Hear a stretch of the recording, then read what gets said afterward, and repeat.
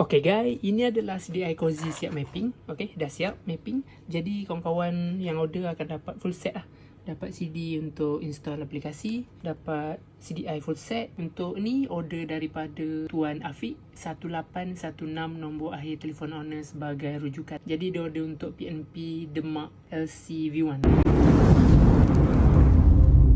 Jadi ini sampai PNP saja. Untuk Demak LCV1 ni dia ada wire. Jadi cara pasang dia Kinsiditi akan bagi tahu sekali. Siapa yang order Kinsiditi bagi tahu link terus untuk kawan-kawan tengok cara pasang. Terusnya akan dapat wire USB untuk mapping dan kawan-kawan akan dapat butang mod lah. Ni butang mod.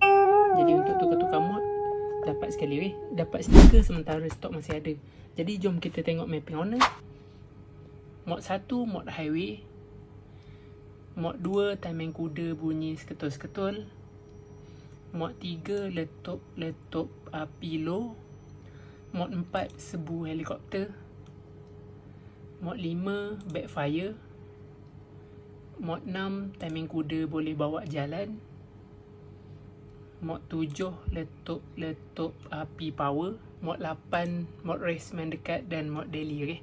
Jadi kita nak keluar off kan, tekan pangkah, tekan yes. Okay? Jadi data dah tersimpan dengan baik dalam chip CDI.